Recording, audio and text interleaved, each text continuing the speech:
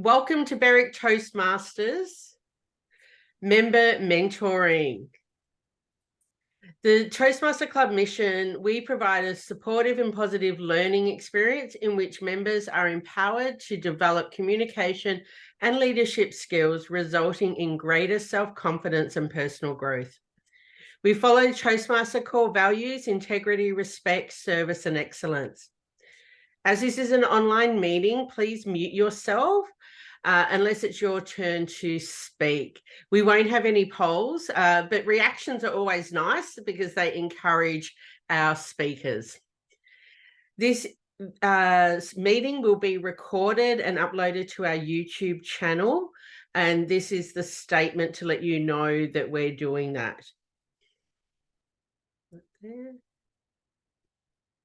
Right, now I will stop sharing, and it gives me great pleasure to introduce our Toastmaster for the meeting, Jo Fisher. Over to you, Jo. Thank you, fellow Toastmasters, and good evening to you all. I am really excited about this mentoring session because we have 3 speakers this evening, which will follow by 3 evaluations of their speakers, and then we will have a panel discussion. So the first speaker up this evening is Sarinda. Sarinda is going to be speaking on persuasive communication for his level 1, and his project title is Persuasive Communication, Lessons from Cognitive Science. Sarinda with Persuasive Communication, Lessons from Cognitive Science. Thank you, Jo. I want to start by asking a couple of questions. First off, who here in this audience can ride a bicycle? Great. And who here can actually cook? Fabulous. So that's all of us.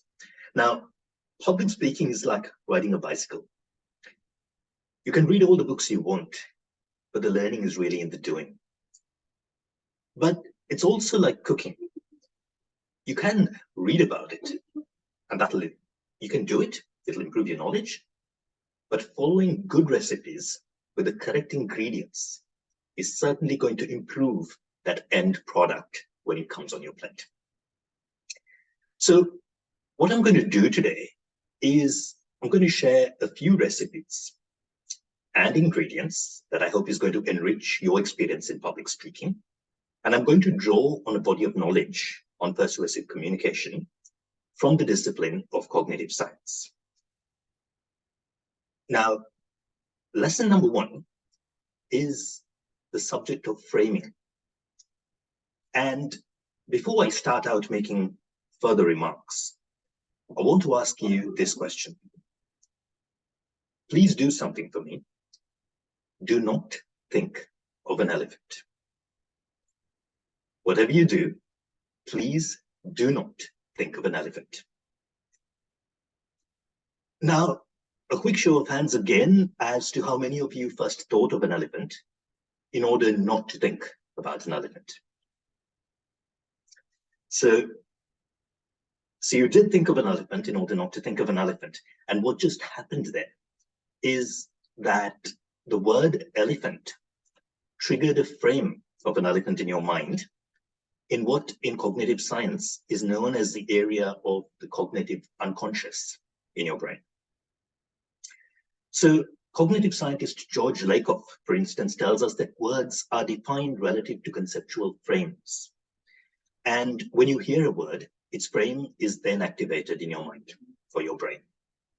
So even when you negate a frame, like when I asked you not to think of an elephant, you still activated that frame by the very mention of the word that triggers this frame in your cognitive unconscious of your brain. So if you don't want someone to think of an idea, basically just don't utter words that are going to activate frames in terms of that very idea in their brains. So that's a very simple lesson there. But how do you then get someone to think of an idea that you actually want them to think about? Well, George Lakoff again says that certain ideas have to be ingrained in us, that is, developed over time consistently and precisely enough to create an accurate impression or a frame within our understanding. So Lakoff talks about neural circuitry. That is, it means that neural circuits in our brain need to forge together. They need to meet in order for a particular word or symbol to become an idea. So the neural circuitry connects, that therefore relates aspect A to aspect B, and therefore forges to form this idea. Now, this is also achieved through repetition. And this is why, for instance, if we turn to Australian federal politics, the Australian Liberal Party always talks about the idea of why Australians always pay more under Labor. The consistent refrain, why do Australians always pay more under Labor? Now, the Labor Party, in turn, and the Federal Treasurer, Jim Chalmers in particular, asks Australians or reminds Australians that the budget is heaving with $1 trillion in Liberal Party debt. Now, what both parties are trying to do here is to ingrain frames of wasteful spending in the minds of Australians every time they think about their respective political opponents. And they do this by activating the key concepts, the frames within the minds, through constant repetition of their key messages. Now, lesson number two, I beg your pardon, is drawn from Daniel Kahneman, a cognitive scientist who incidentally won the Nobel Prize for Economics. And he, in turn, was the founding father of the discipline that we know today as behavioral economics. So Kahneman tells us behavioral economics, incidentally, concerns itself with how human beings make decisions. And Kahneman teaches us that Kahneman teaches us that cognitive function and decision-making takes place in two ways. The first is the emotional mind, or what he calls system one, and the second is the rational mind, or what he calls system two. He says that our emotional mind kicks in as our primary mode of processing information for decision-making, and that is system one. The rational mind kicks in thereafter. That is system two. So in some of us, system one is stronger and dominates system two, and these are primarily emotional thinkers. In others, according to Kahneman, system two kicks in strongly to take control over system one, and these people therefore are predisposed to be more rational thinkers. So, as Kahneman also shows, there's a correlation between these two systems of thought. Drew Weston, for instance, who is a political psychologist, shows that politicians can convince an audience on a policy issue if they best communicate with a blend of emotional and logical appeal. So it's somewhat like a boxer, where you bring a left-right hook shot, or a left jab and a right shot, which is sort of like a 1-2 punch of emotion followed by reason. And so using Kahneman's and Weston's wisdom, one has a better chance of persuading one's audience by first appealing to their inner emotions. And then through these emotions, you highlight the issue. And of course, then you follow that up with a very good dose of hard reason through facts and figures, the hard data that is going to back up with fact and drive your point home. Now, my third and final lesson is the lesson of threes. And to do this, I draw on learnings from the US military, who years ago contemplated the idea that in terms of how they would best get their trainees to remember the contents of the military manuals. And the way in which they actually did this was they found out through research that human beings actually remember best in threes. And so they made sure that everything that they presented in terms of the contents of the military manual was framed in points of 3. Steve Jobs was a great exponent of this idea. If he wanted to present 9 points, he presented 3 points of 3. So in conclusion on that point, if you want to present your information, think about how you can present it in threes. So those are lessons from cognitive science. Those are my recipes and ingredients. I hope in using them, you're going to enrich your ability to present information and enrich yourself as an effective public speaker. Happy cooking. Joe, back to you. Oh, thank you, Sarinda. I've been waiting to hear that because of my interest, as Sarinda and myself have had many discussions on. I love that you started off with the metaphors, because I see in the metaphors. I love the recipe as well. I really related with that, and I loved all the information. I've taken so many notes as well. So thank you. A very informative speech by you, Sarinda. Thank you for sharing. Next up, we have Kaylene Ledgar is up for Unlock Your Story, and Kaylene is presenting her project title, Intro to Vocal Variety. Kaylene's project title is called Unlock Your Story, by Kaylene Ledgar. Kaylene Ledgar, Unlock Your Story.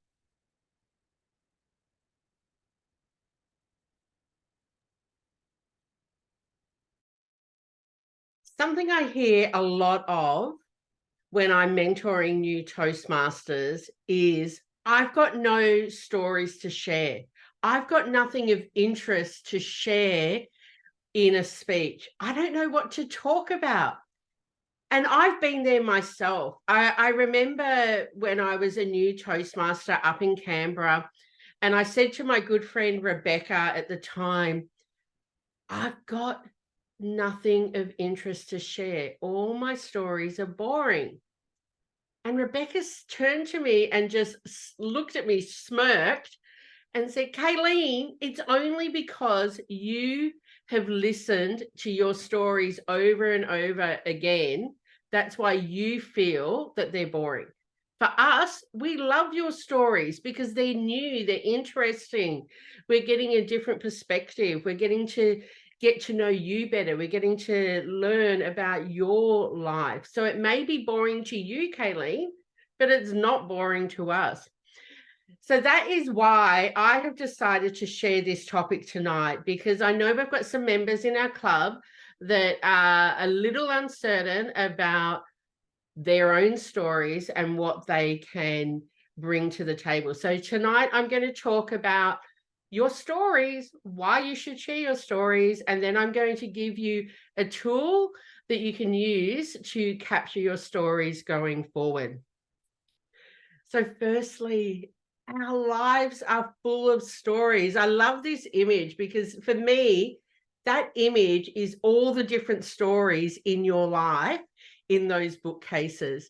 If you were able to go back and capture every moment that you have had in your life, interactions through childhood, your life adventures, as an adult, your career, maybe holidays you've been on as an adult or with your family.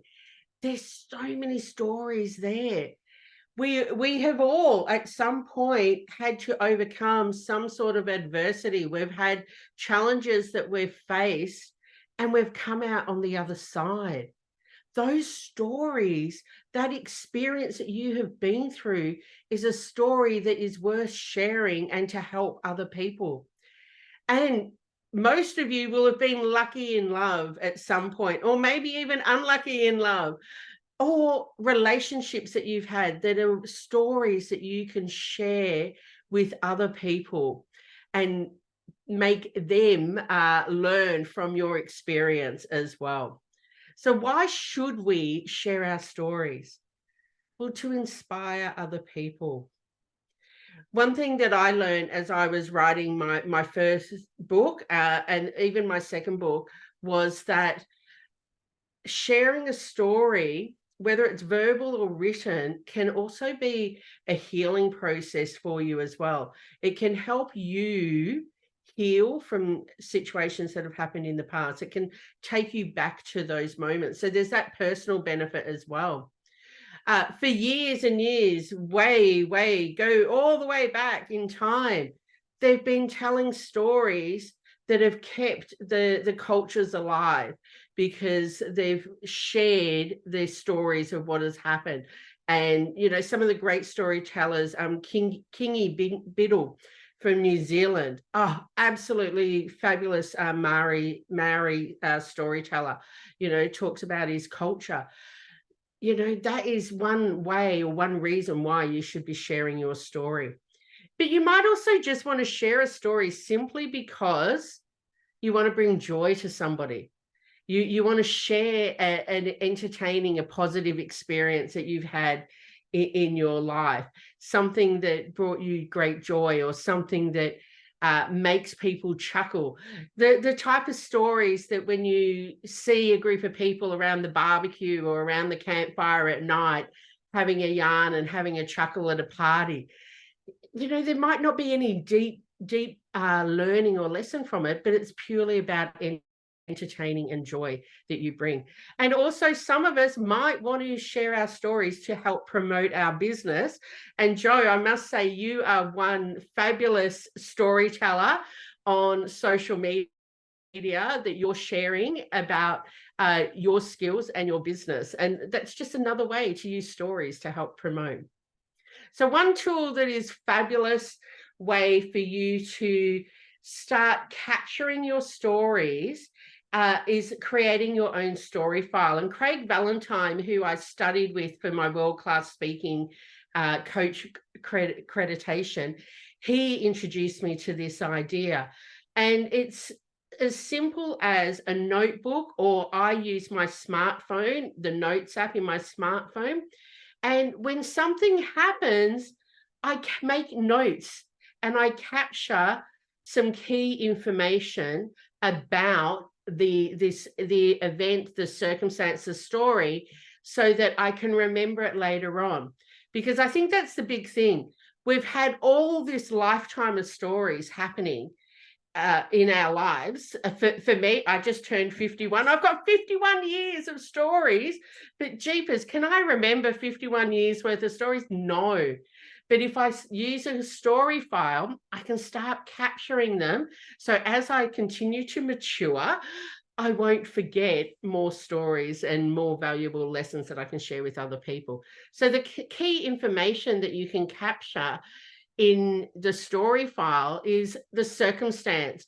So that for that, you want to kind of paint a picture of what is happening around at that moment. You might want to add in what you see, hear, smell, and touch as well. But you want to just capture enough information, a bit of the backstory, so that when you come to use it later on, you've got enough information to trigger your memory and take you back to that moment. Ideally, there'll be other characters, other people in your story. So you do want to note who they are and provide a bit of a description about them. You might want to also capture their name at that time. It's up to you whether you use their real name later on in the story or not. And that obviously depends on the type of story that you're sharing. You would also like to, if there was some conflict, if there was some challenge or stress that was happening that made this story quite powerful, you want to capture that information with some detail about the feelings and the emotions that you were feeling. What you're kind of looking at doing, especially when you're retelling a story, you do want to be able to create that suspense, that scene, that the conflict, the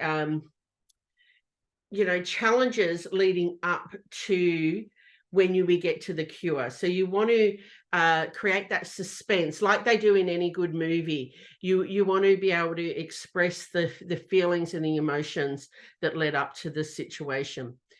The cure, for me, this is the aha moment. It's like, why was this a significant story that I want to capture? Because for me, a lot of mine are because I want to share a story with a meaning rather than just simply entertaining. So there's often something that's happened that's been like an aha moment. So that might have been that somebody said something to you. Like I said, Rebecca told me about my stories. That was the turning point. That was the aha moment for me to start realizing that I have stories that are worth sharing. And again, and like I've shared in other parts of this, how do you feel at that moment? Like that feeling, that sense of relief when that aha moment is shared with you. And you may not know it at the time. If you do identify a change because of the aha moment, absolutely capture that. If not, I just put change. And when I come back later and look at it, I'll add in what changed in my life because of that story. So inside each of us is a natural born storyteller waiting to be released. I encourage you to continue to unlock your stories and weave them into your speeches every opportunity you have. Back to you, Jo. Oh my gosh, amazing, Kaylene. So inspiring. And I think it's very true. We can all very easily say, well, I've got nothing of interest to share. But each of us, because we said it in our heads time and time again, when we hear it, we think it's boring. But yet when you tell somebody else, it's the first time that they hear it. I really love that. It's so true. I also loved your the C's, I can't think of what it was called, but I've written it all down, the circumstance, the characters, the conflict. Oh, I loved all that. And I've taken notes again. This is an evening to take notes. Everyone, amazing. Thank you. Next up, we have our prepared speaker number 3. I'm delighted to welcome David Hughes, who will be speaking on, his project title is Rudyard Kipling Said. This is his level 4 elective, building a social media presence. So David Kipling, let me start again. David Hughes, Rudyard Kipling Said. Rudyard Kipling Said, David Hughes.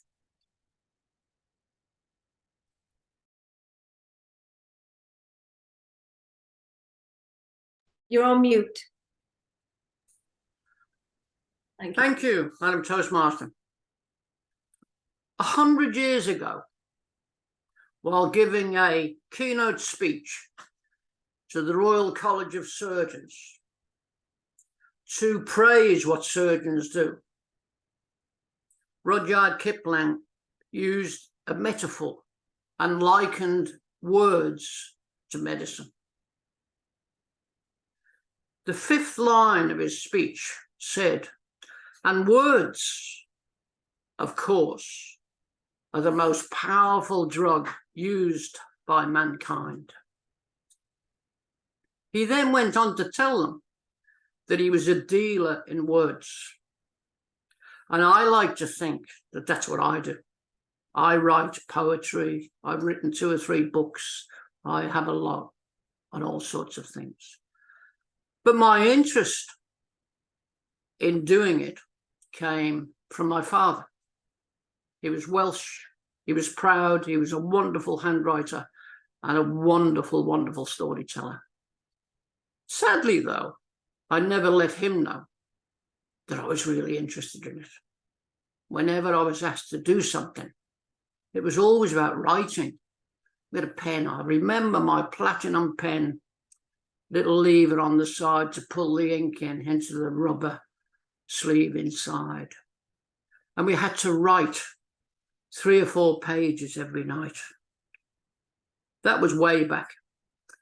I had my pen when I was 8 years old, 1952. Today, I can just tap a couple of keys on my computer and say, write me a story about Robbie Louis Stevenson, or write me a story about Rudyard Kipling, or write me a story about a book by Kaylene Ledgar, and I can get it instantly. Now, the interesting thing is, when I first came to Australia in 1973, I worked for Telecom Australia. Telecom Australia was the monopoly through which all the signals for telephones and emails travelled. I was in HR, but I used to go to workshops because they wanted me to be a change agent, to change Telecom Australia from the public service to what it is today. And part of the budget was to be creative and have a new way of speaking to people, not just with the telephone. Social media is not new. Social media has been around since cave paintings. But the words we use are different. Language is different. Culture is different. It's evolving all the time. I love language. I've studied linguistics and NLP, and I've written stories and all of those sort of things. I've given a couple of workshops on how to write stories and so on. But the love of it didn't really come in for me till probably, I don't know, 1980, 1990, where I started to do a blog, where I started on Facebook, where I learned about Twitter and TikTok and all these other apps we've got today. Had they been around when I was 9 or 10 or 15 or 20, I could have saved myself a lot of time. I could have saved myself a lot of angst with girlfriends and all these other things. But do you know, had it been around, I'd be a different person. Because if I hadn't lived my life the way I have up until today, and using social media as a tool, not as something I'm doing all the time,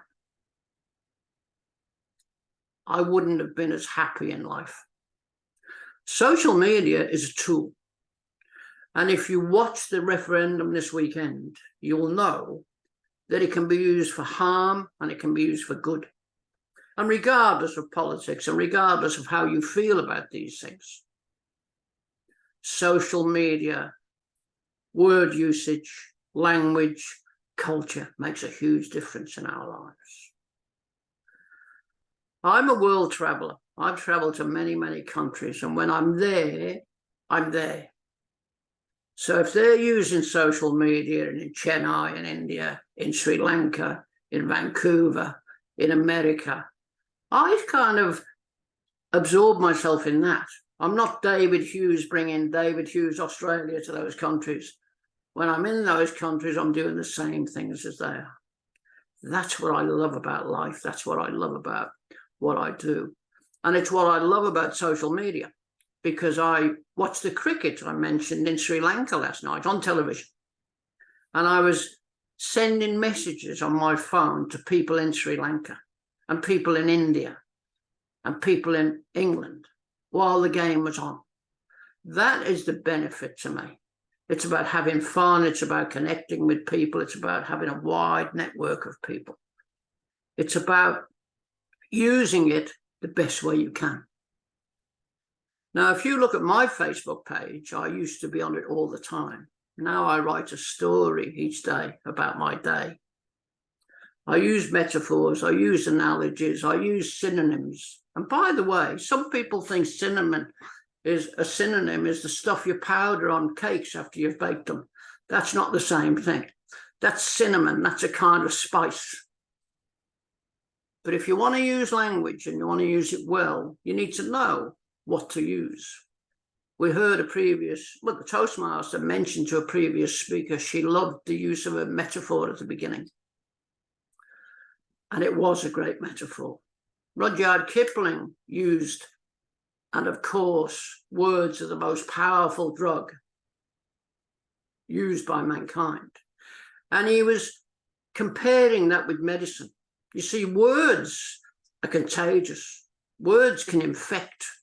They can paralyze. As a previous speaker was talking about cognitive science, if you use words well, you can get anything you want, anytime you want. It's a question of how you use them. As I said at the beginning, Rudyard Kipling said, words are the most powerful drug used by mankind. And I like to add, we must choose them wisely and dispense them cautiously. That way, we will impact everyone and get what we want and give them what they need. Back to you, Madam Toastmaster. Oh, I feel like I want to stand up, but I'm going to stay sitting down. Oh my gosh, David. Well, I felt that speech. The only notes I took for that one was that the words are the most powerful medicine. And apart from that, I just embraced myself in this really powerful speech that was so beautiful. Thank you so much. I resonated with everything. Oh, it's been such a great evening. Okay, thank you, David, for that. Next up, we have our panel discussion, which will be led by Kiru. This is for his presentation mastery. Over to you, Kiru. Alrighty, I hope everyone can hear me. Thanks, Joe, for that introduction. Quick, simple one. I love simple introductions. Don't hype, don't set an expectation. But however, having said that, our speakers have set some expectation to the audience now. Now here, I'm there to not a kind of interview, to find more information about their speeches. Today, we had three brilliant speeches from one from Sarinda on cognitive science, the one from Kaylene, how to tell stories, why to tell stories, or rather unlock your good stories or any stories. And from our renowned Toastmaster DTM, David Hughes, about Rudyard Kipling. He spoke about a few things, mainly words, how words make a big impact. And in doing that speech, he also had a lot of stories being told. So I felt everyone had some sort of in our IT we call it as integration. Everyone were integrated with their own speeches. So let's see how we are going to fare with more in the panel evaluation. I'll try. Feel free to send your questions to me, and if you Joe or Phil or Manish, send out questions. What do you want to ask? Sarinda, Kay, or Kaylene, or David, I will ask on your behalf. First question to Sarinda, the first speaker. Now, cognitive science. And before I come to the meeting, I thought let's read about cognitive science. I thought it could be more to deal with nervous systems or brains or something like that.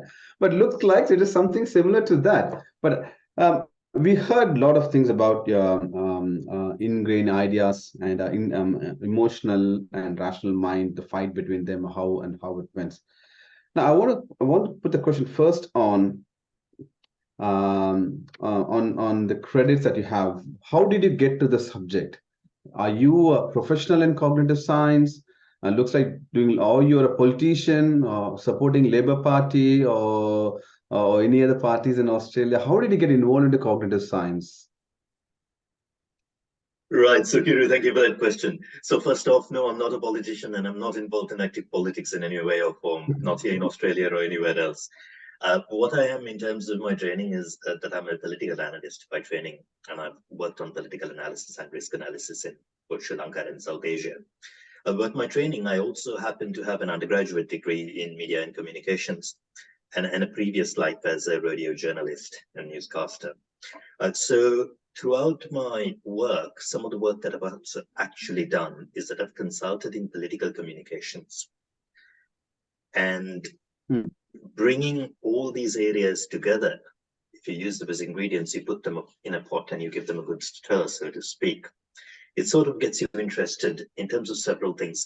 One is in terms of the formation of ideas and in terms of how you can effectively craft a message to communicate it to the hearts and minds of individuals. And this, in the world of retail politics, is, as you would imagine, quite important.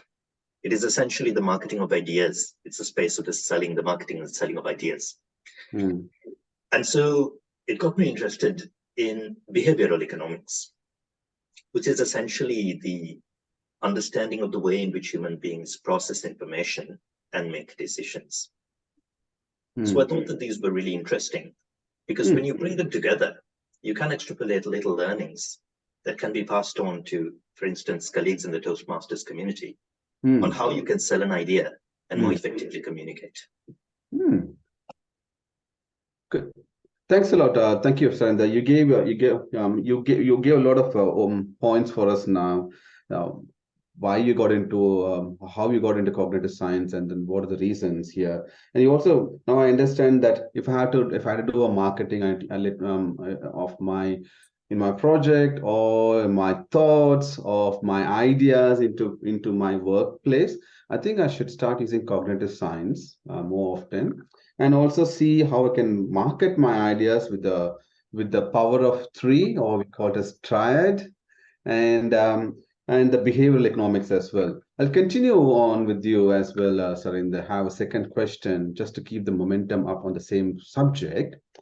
Now, when you say power of three, the power of three, how marketing and power of three go hand in hand? Give an example of a marketing which went in the power of three. Thanks, Kiru. I'm glad you asked me that.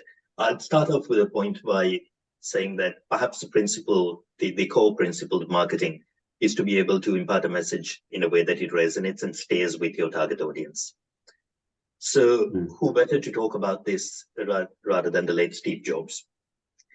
And if you have ever watched Steve Jobs in terms of the video launch of the very first iPhone, he does something very interesting. He speaks in visuals first, symbolic visuals on his projected screen, and then he speaks to these.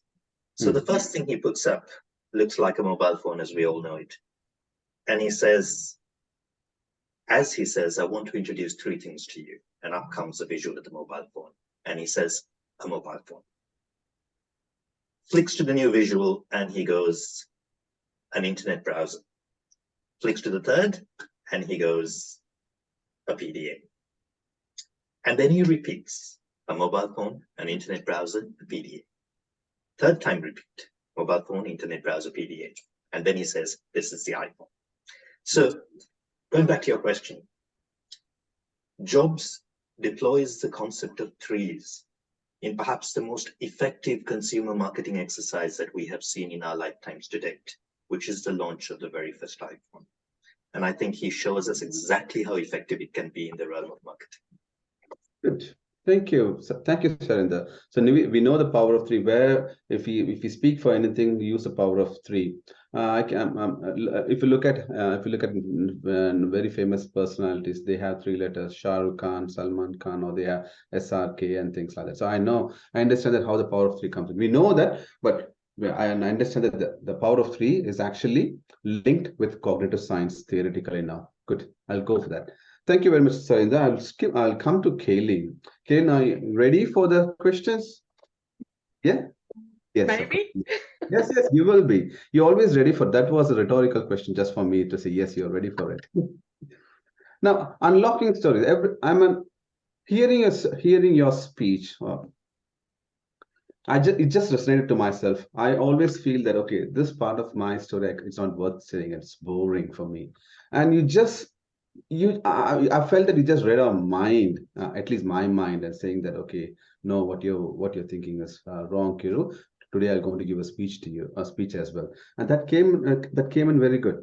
Now, you mentioned the benefit of telling the stories. It's a healing process, and there is something information for people as well. They have solutions in our stories. They want to hear many stories about us. Now, if I had to give you a challenge, if I had to tell you if I had to ask a question, not tell you, I come to that second part. If I ask a question, how many stories you would have told after hearing the story after getting the advice from Rebecca? How many? I have no idea. I have absolutely no idea, but it did open me up to having the courage to start talking about things that I don't normally talk about. And one area in particular that I did start talking about after that was my mental health challenges that I've had over the years. And that was something that I thought, oh, that's so personal, and who wants to know? And I didn't want to share my story and have people go, oh, there, girl, that's okay, or, you know, suck it up, princess, or, you know, anything like that. But I wanted to share my story to let people know that it's okay to talk about it. And as soon as I started sharing that story, and I don't even think I've shared this at Berwick yet, so I will at one time. But when I started sharing about my mental health challenges, it absolutely blew my mind. The stories that came out of my stories. Like, I'd shared my story, and then I'd have people talking to me about their story or their friend's story. And it was just it was like it opened the floodgates, and everybody was all of a sudden realizing that it's okay to talk about that story. So I don't know how many times I've shared stories since. I do try to share stories. There is so many far more talented storytellers than myself, and I feel you've seen two other fabulous storytellers tonight sharing the stage.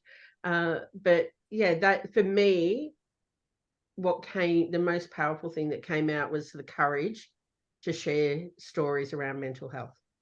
Yeah. Now that I'm just going to ask a question related to cognitive science now. I'm going to mix the questions together, put it to you, Kaylene. Let's see. It's not a challenge for you, just for the benefit of the people here. When we're sharing stories, obviously we'll go through the emotional mindset, and obviously while going through emotional mindset, we'll also talk about also go into the rational mindset. So the stories will have both of those. So even though you will stories. How could you use these emotional and rational ones, rational mindset in your stories? Did I put in the wrong spot? Yeah, thanks, Kiru. Great question. Throw me under the bus. You know, I think all I can really probably talk about from this is the emotional side of it. With the stories, I think it's when you're sharing the story, it is really, and unless you're deliberately not portraying the visual and the word emotions that you're wanting to put across for humor purpose, being able to use the right word choice as well as the right gestures, vocal variety to demonstrate an emotion can be quite powerful. Sometimes, though, people will use the complete opposite to be able to bring humor into it. But, you know, it's very, and you've probably seen it, like when somebody, I did witness somebody recently that gave a speech and told us during the speech that they'd lost a friend that day, but they were smiling. And that struggled with me from a storytelling point of view, because I'd be devastated if I lost a friend. So sometimes you want to really can make sure the emotion that you're connecting with it is the true emotion. Otherwise there's that, like, I doubt the authenticity of the words that were said, because it just the words weren't matching the emotion that was coming through with that. Good. Thanks, Kaylene. I know it was a difficult question, but you managed it very well by saying by inputting emotional part of the story as well. But I also realize a story is a story. Rationals cannot. I thought you were going to ask a question, because if I just may, I love that Sarinda told us not to talk about elephants, and that is something that is really interesting in stories, and I've included it in my book. And I asked the people, I want you to imagine a young man at the beach, and just think, what does he look like? What Looks does like he me. look like? Everybody, just think about what he looks like. Mm. Now, I'm just saying a young man, okay? But I haven't told you that my young man has blonde hair, that's got a surfboard, that's got his, wetsuit halfway down because he's actually just come out of the water. I haven't told you all of that. And the reason why is because I want you to paint your part of the picture, and I want you to bring yourself into the story and fill in parts of the story as well. So that just came to mind when Sarinda shared the story. So back to you, Kiru. No worries. Thanks a lot. I have one last question, just in 30 seconds time. If you can say one question for you, not last question, if time permits. What is the benefit that you as a speaker get by sharing a story? Well, sharing a story is one of the most powerful ways to anchor your point. If you can share a story and then make the point, they're more likely to remember it. If I just stand up there and tell you that you should look after your mental health better, they're going to be like, yeah, okay. But if I share the story behind it and why it's important, and I paint the picture and the feelings and the emotion, and then give them the message that they should do it, they're more likely to remember it. They'll remember the story because you'll make them feel, if you do like what I said then, where you let them paint some of the picture and let them into the story, they're going to be part of that story. They'll remember that, then they'll remember your point afterwards. Good, thanks. Thank you very much, Kaylene. I will come to David. David, I always love the way you speak with the words. When you giving a speech about words and how to use the words, figure of speech, particularly the metaphor. I was taken by not by surprise, but why others are not doing it. Now, my first question to you is that, David, you spoke about words. We spoke about figure of speech, metaphor. Other than metaphor, what are the other figure of speeches that we could use in our words in a daily basis?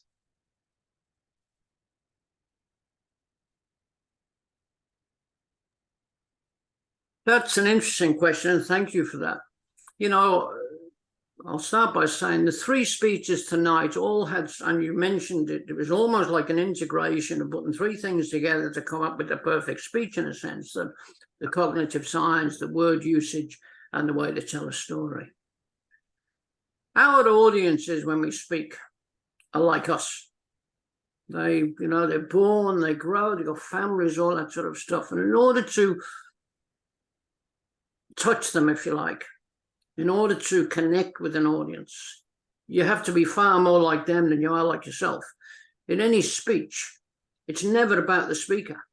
The speaker has to prepare, obviously. The speaker has to know what they're going to speak about. But the purpose is to connect with the audience. And in order to connect with an audience, without getting, esoteric here, the teachers in Toastmasters, know your audience, prepare your speech and all that sort of stuff. People like themselves. They like to listen to people who can tell stories to them that are similar to their own stories.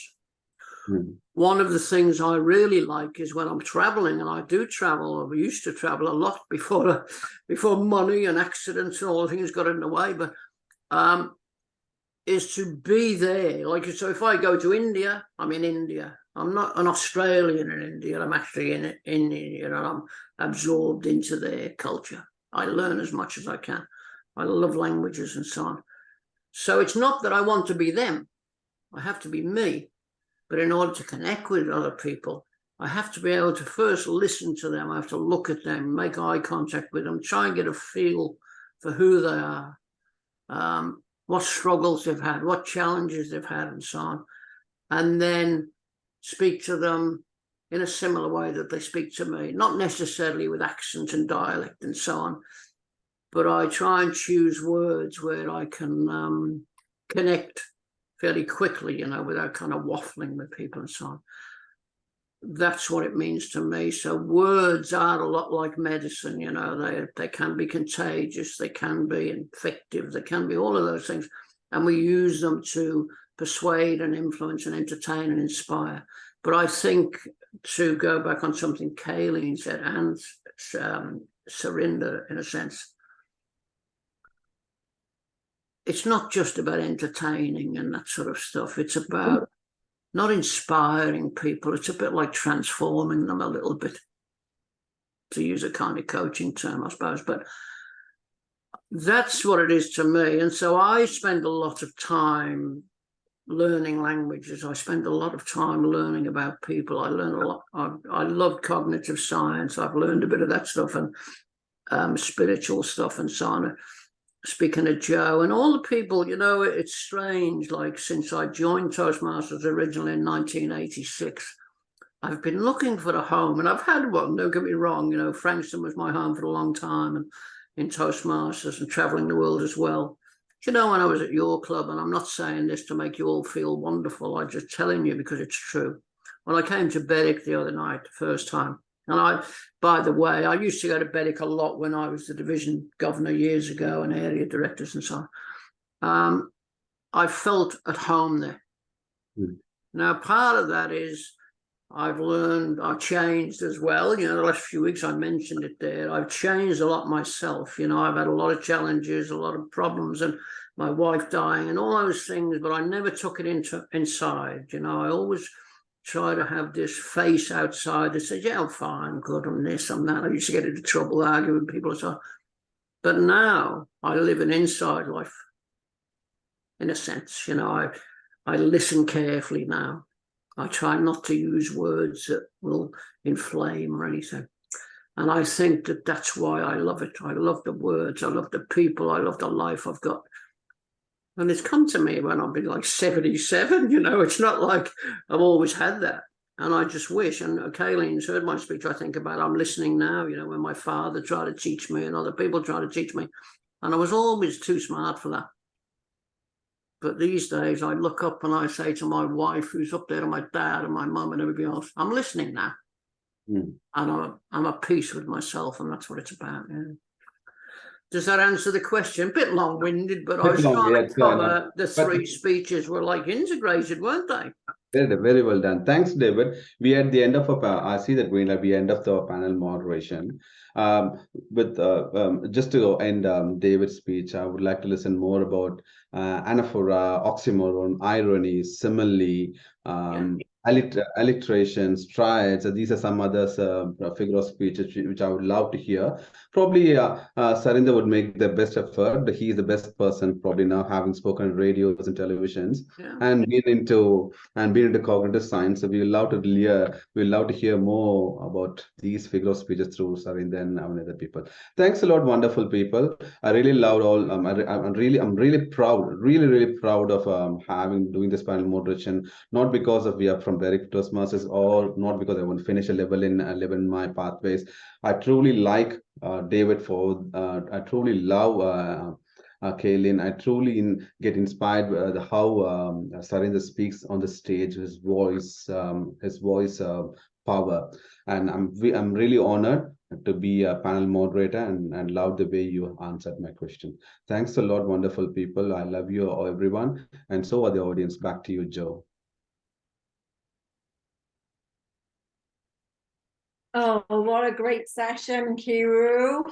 Thank you so much. And I think I've heard at many of my networking meetings, we have icebreakers, and one of them usually comes up is, who would you invite to dinner? And people say, oh, you know, I don't know, some famous people, which I can't think of right now, because now what I'm thinking is I would have Sarinda, Kaylene and David to dinner, and Kiru can come to facilitate it all. It would be amazing. Manesh, you're welcome, and so are you.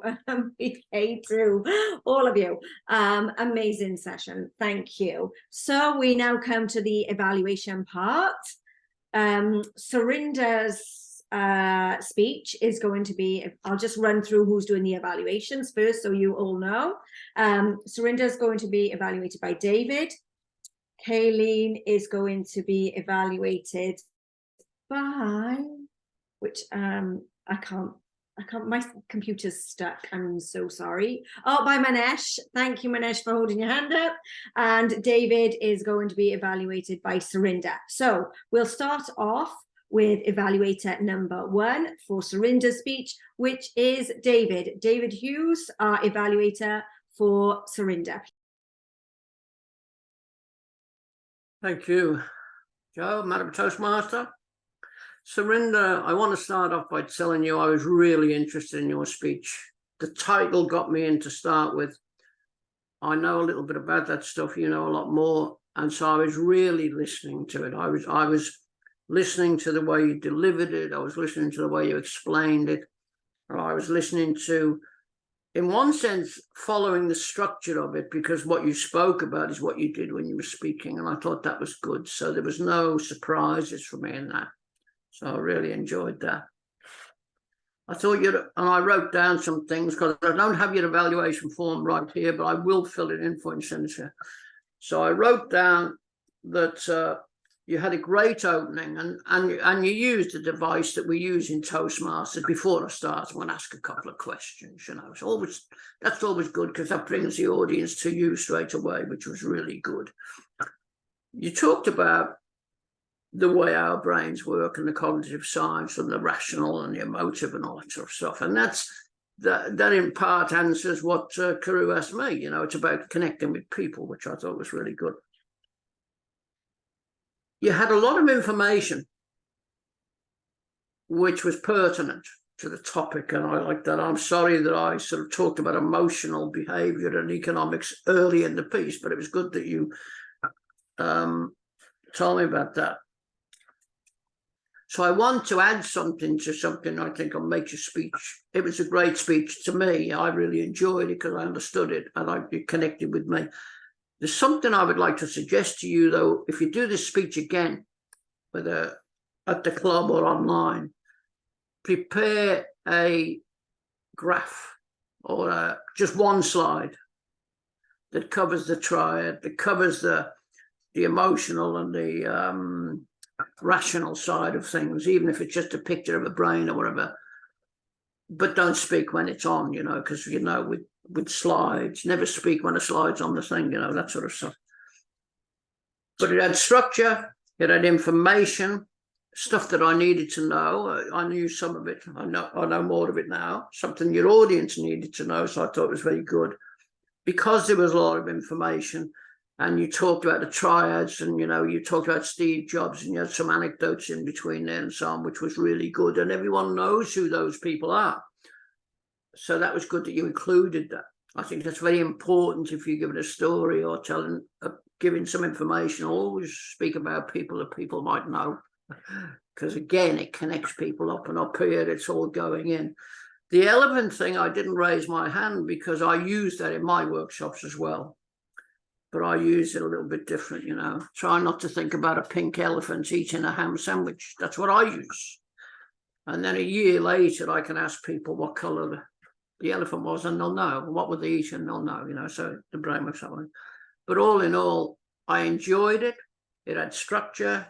You spoke well. I was watching you, you know. And just if you could add a slide or maybe offer a handout with the stuff on at the end of the speech for people. But yeah, all in all, that's all I have to say. It was great, but I will fill the proper evaluation form and I'll send it to you, okay? Thanks. Back to you, Madam Toastmaster. Thank you, David, for Sarinda's evaluation. Next up, we have evaluator 2. Manesh is ready to deliver Kaylene's evaluation. Over to you, Manesh, for Kaylene. Thank you. Thank you, Toastmaster. Good evening, fellow Toastmasters. Today, for my evaluation, I feel as if I'm evaluating a PhD student. Okay, now why do I say that? For 2 reasons.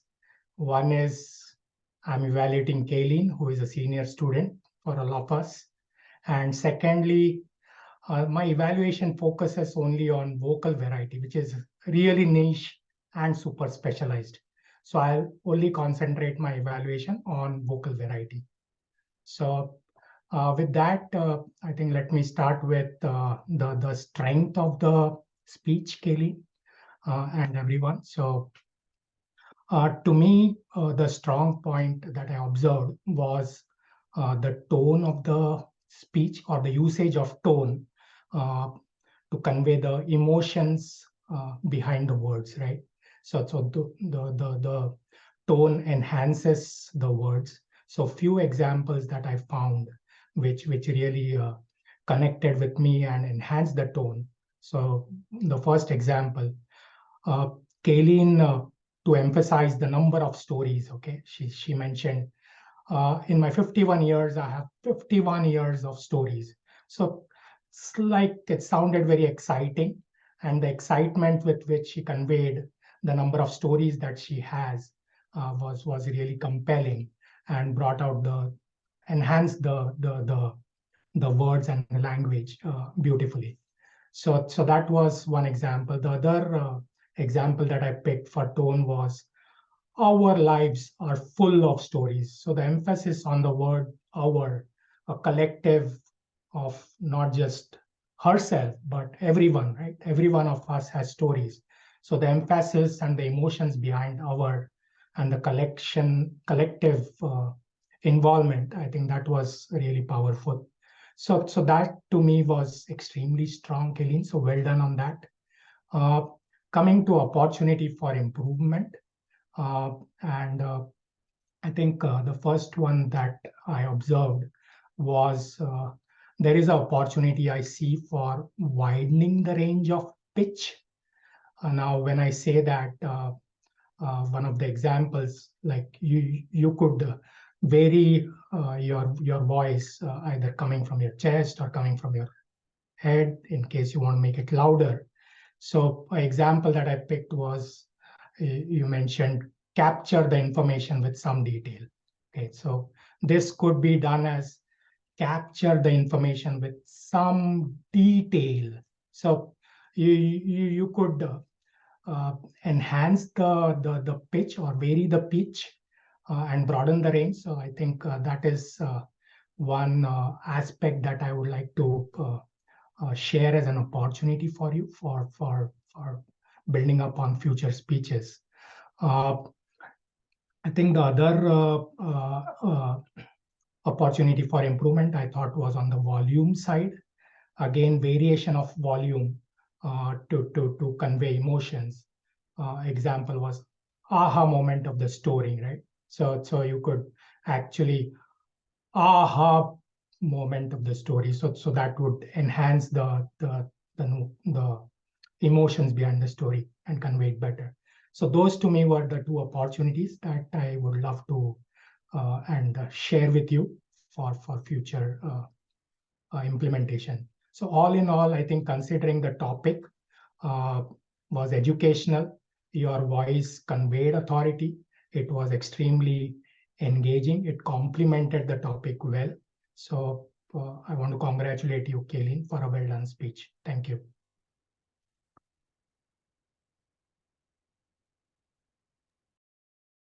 Lovely. Thank you, Manesh, for Kaylene's, I was going to say appreciation, but yes, it was a kind of appreciation. Amazing. Thank you. Right, next for speaker 3, which was David, we have Sarinda to evaluate. Over to you, Sarinda, for David's evaluation. Thank you. Thank you, Joe. David, what can I say? That was a predictable but completely enriching experience in terms of imparting your thoughts as well as the crafting of the speech. You spoke about words, essentially wordsmith, and I think you kind of showed us how you could deploy words to craft not just sentences, but really ideas. I also love that you drew on Kipling, who's one of the grand masters, of course, and you started out saying that words are the most powerful drug created by mankind, and as Kipling said, he is a dealer in words. I love that. And you concluded saying that you must choose your words wisely and dispense with them cautiously. Before I made further remarks, I wanted to add a few others. that I had picked up. Michael Reddy, a linguist, says that words are containers for ideas. Communication, he says, is putting ideas into words. And also George Lakoff, whom I spoke of, the cognitive scientist, speaks of ideas being food. Understanding is digesting and communication is feeding. So I think I think I really love, despite the fact that I've added a little bit more from other thinkers, I really love how you actually put this across. I want to thank you once again for an absolutely well-crafted speech, but also showing us the power of that very simple idea of a word. The only thing that I probably could have thought you might have been able to bring to the table in addition to this, perhaps, David, was examples in terms of the usage of words, improper usage of words, how it can drastically alter the meaning of a sentence and depart from the intended purpose. One of the examples that I love to use is that he had few ideas versus he had a few ideas. And of course, he had few ideas means he really didn't have many ideas, and he had a few ideas meant he had a few ideas that he shared with us. So A, just the letter A. Addition versus omission, drastically altering the meaning of a sentence. So I think if you had brought in examples like that, it probably could have added a little bit more enrichment to a highly enriching speech that I deeply enjoyed, and thank you for. Thank you, David. It was a privilege. And Joe, it's back to you. Thank you, Sarinda, for that beautiful evaluation of David's. I'll always get so much benefit from your evaluations. Thank you. Next up, to evaluate Kaylene, we have, no, sorry, to evaluate Kiru, we have Kaylene. Thank you. I have done an evaluation of myself one night at Berwick. That was an interesting challenge. But tonight I'm evaluating Kiru. And thank you, Kiru, for moderating the panel tonight. And this is getting you one step closer to completing your level, which is fantastic. Kiru has such a warm, kind energy whenever he's doing anything in Toastmasters. But as a panel moderator, me being on the panel, that was so appreciative that he brought that energy to the panel, because you never know what you're going to get asked as a panelist. And it's really important that the moderator makes the panelists feel warm and comfortable. And you did that, Kiru, just by your presence, but your smile as well. You also had some opening words to your panel, which allowed us a few minutes to settle in before you jumped into asking your questions. With the opening, there is one opportunity I feel that might help for your next presentation, and that is to prepare the first question and be really clear on what that's going to be. There was a little bit of a stumble before you jumped into the first question. Once you got into the question, you were fine.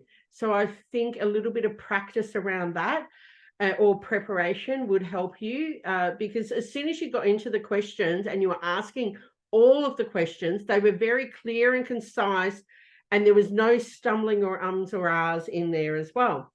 The great choice of questions that, allowed us to expand on our topics. In relation to managing your time with the questions, be mindful of how much time you've got, and if you can, have it that the panelists all get similar amount of questions. I think Sarinda had 2, I had 3, and David had 1. So that's an area to improve. But one way that you can do that, one way that you can bring in a panelist, it doesn't have to be individual questions for each panelist. So there was a question that you threw at me that kind of stumbled me a little bit, and I spoke a little bit about one part, but that would have been a great opportunity, because you did talk, there was 2 parts to that question. Would have been a great opportunity to throw it to either David or Sarinda to see, do you have anything that you would like to add? So that's another thing that you can think about when you're running a panel, that one question can go to more than one panelist as well. And a simple question like, David, do you have anything to share with that topic? Is a way to bring another speaker into that question. But a great panel discussion led by somebody that really makes you feel comfortable when you're in his presence. And as a panel moderator, it is something that I would love to see you do more of, Kiru. Back to you, Joe.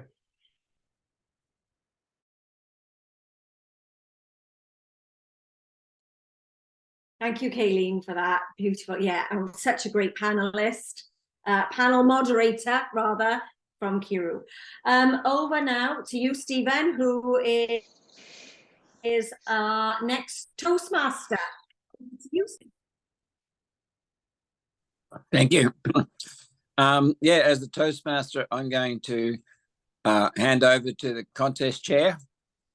So as a contest chair, the next meeting is the opportunity for our members to practice what they've been doing, you know, in presenting speeches, and provide it in a different environment where there is no evaluation and they're getting judged on all those things that we evaluate people on. You know, the content. No, it's not the content. We don't evaluate on the content, and we shouldn't regurgitate a person's speech, but what they did well, how they presented that content, whether we agree with it or not, how their vocal variety, their actions, their gestures were in alignment with their speaking. And, you know, the whole beginning, body and conclusion of a speech and the summary, you know, bring it all together at the end. So there's a great opportunity. They've got international speech contests, which tends to, but doesn't necessarily need to have a message, inspiring message that some people could take away and think for themselves how that shows up in their life or what they could do in parallel, and the opportunity to provide evaluations of a speaker that they've not seen before. So that's next week, an opportunity to really put into practice and see how people have grown and expanded in their Toastmaster journey. Thanks, Joe. Thank you, Stephen. We'll look forward to that next week, our next meeting. Thank you to all who have been here with us this evening. It has been such an inspiring meeting. I've got so many notes that I've taken. I'm going to go away and write them before I go off to bed. Thank you to our new members for joining us as well. And with that, I'd like to close our meeting.